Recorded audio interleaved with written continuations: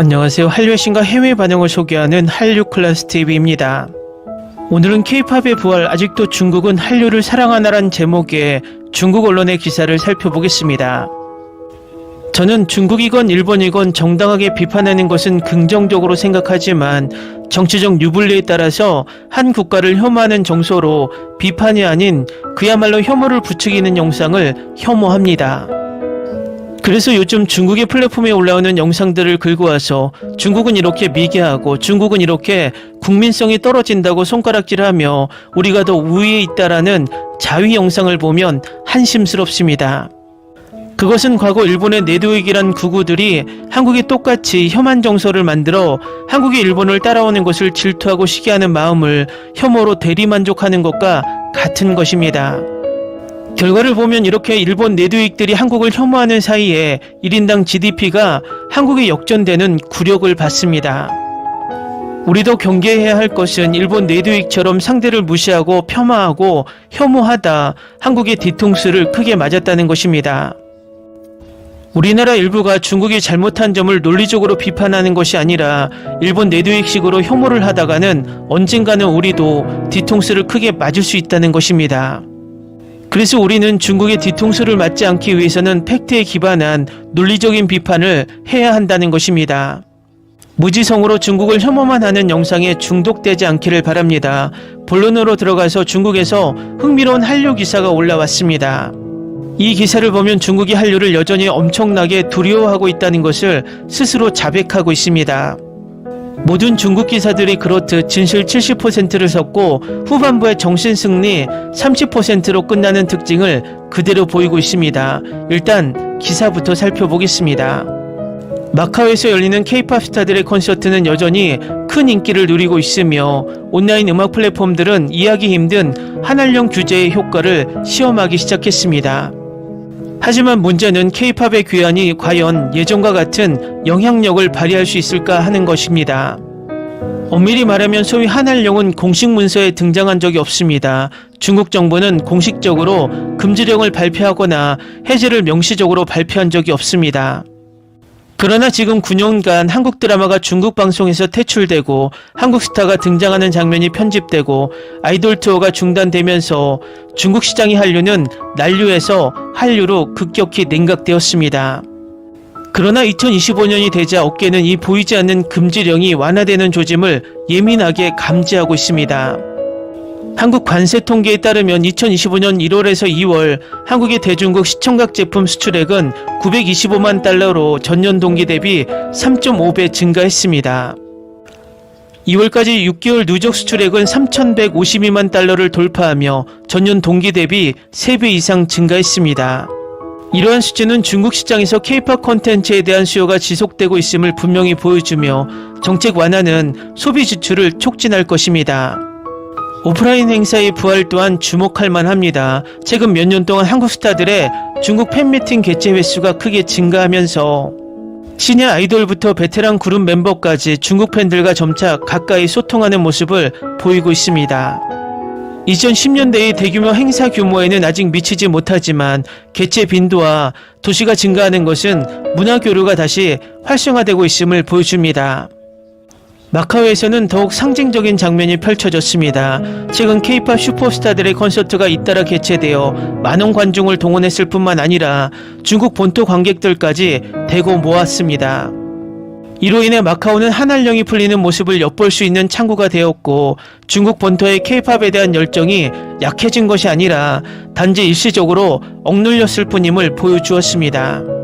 온라인 음악 플랫폼들은 이러한 부흥에 특히 민감하게 반응하고 있습니다. 텐센트 뮤직이 대표적인 사례입니다. 올해 5월 텐센트 뮤직은 한국의 SM 엔터테인먼트에 12억 9천만 위안을 투자하여 2대 주주가 되었습니다. 슈퍼주니어, 엑소, 에스파 등 여러 세대를 아우르는 아이돌을 배출한 SM은 중국 인터넷 대기업과 자본 제휴를 맺었으며 더 많은 K-팝 콘텐츠가 중국 시장에 체계적으로 유입될 것이라는 시장의 추측이 나오고 있습니다. 텐센트 뮤직은 이후 더 블랙 레이블, H뮤직 등 한국 기업들과 파트너십을 맺고 더 많은 K-팝 앨범, 뮤직비디오 그리고 독점 콘텐츠를 플랫폼에 선보일 것이라고 발표했습니다. 더 중요한 것은 텐센트 뮤직이 한국에서 인기리에 운영 중인 자사의 인기 비공개 인터랙티브 커뮤니티 버블을 중국에 출시했다는 것입니다.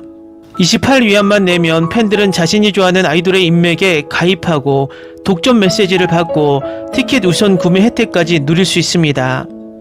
이러한 감성경제 모델은 플랫폼의 사용자 유지율과 수익 창출률을 크게 높이고 있습니다.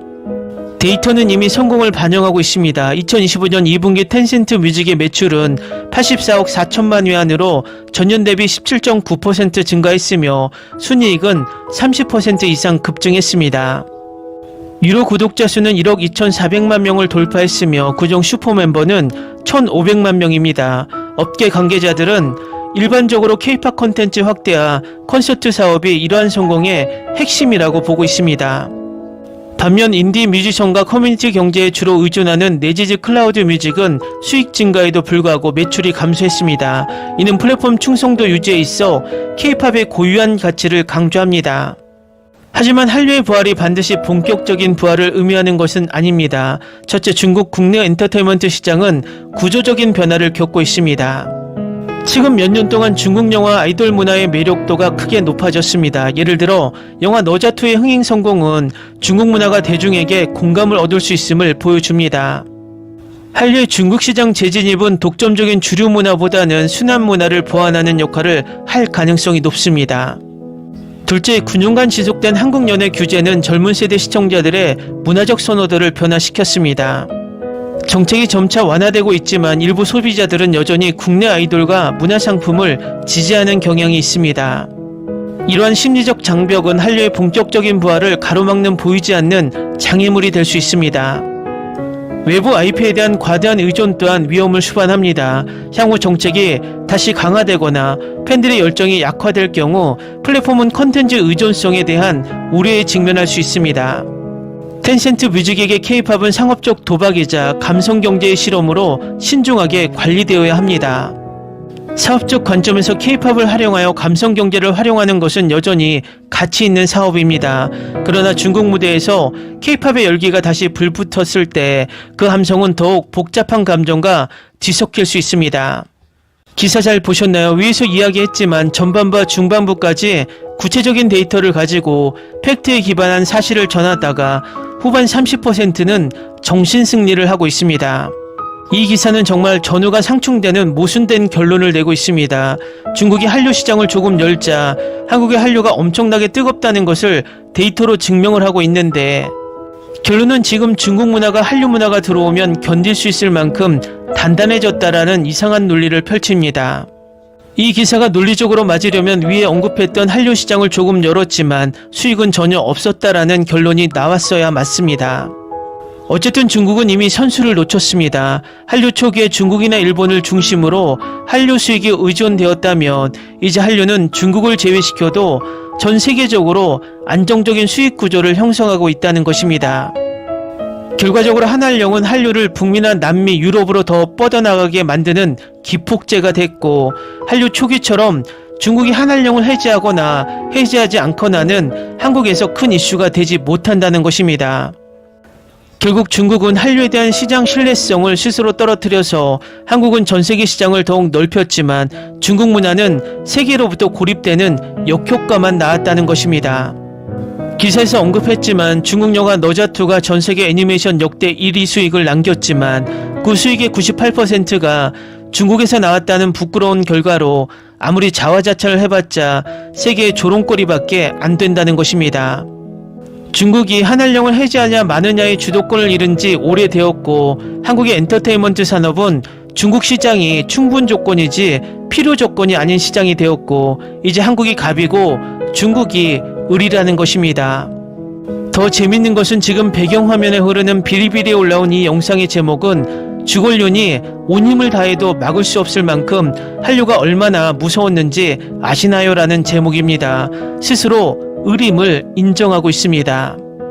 한류 클래스TV는 한류 외신과 해외 반응을 꾸준히 쫓아가 보겠습니다. 재밌게 잘 보셨나요? 여러분의 구독, 좋아요, 댓글, 알림 설정은 컨텐츠 제작에 큰 힘이 됩니다. 그리고 항상 하시는 일마다 대박 나시고 행복하시길 바랍니다.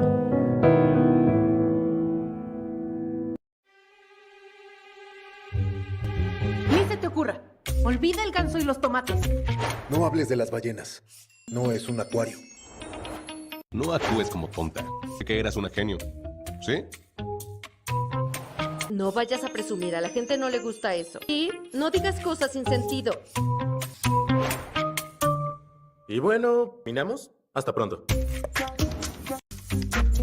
Abogada, tengo mucha curiosidad por conocerla.